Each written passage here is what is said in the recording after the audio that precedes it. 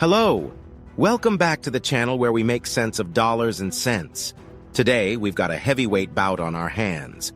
A scenario where the U.S. government, yes, Uncle Sam himself, defaults on his debts because Congress doesn't raise the debt ceiling. Strap in, we're embarking on an economic expedition that might be as turbulent as sailing in stormy seas. Let's start with some context, a little bit like explaining the rules before a board game. Picture yourself planning a grand vacation.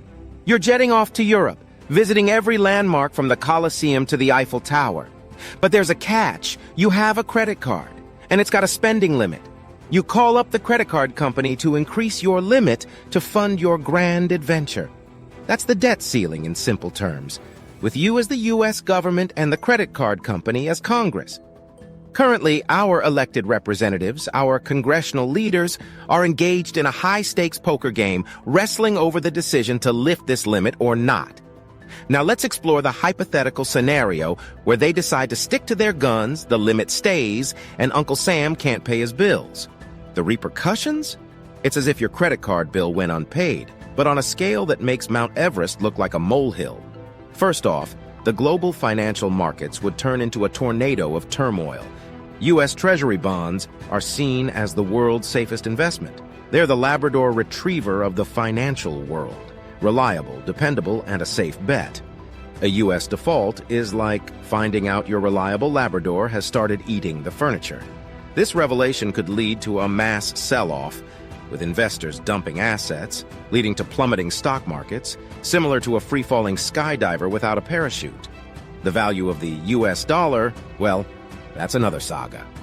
If the government defaults, investors might start treating the dollar like the last-picked player in a schoolyard football match. A default could lead to the dollar losing its coveted status as the world's reserve currency. The potential result? Its value could drop faster than a cannonball in a swimming pool. But this financial roller coaster isn't a ride just for the Wall Street wizards.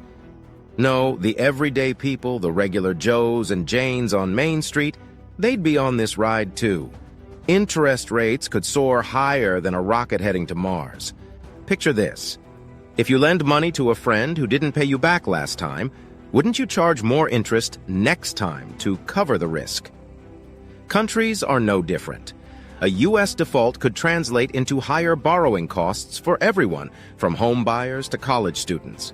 And what about economic growth? Well, it could grind to a halt, like a car running out of gas on a lonely highway.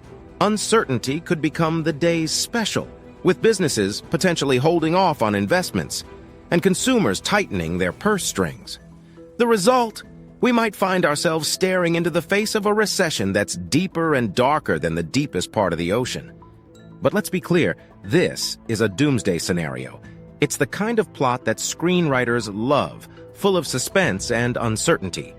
But in reality, we must remember, Congress has always found a way to raise the debt ceiling before the clock strikes 12.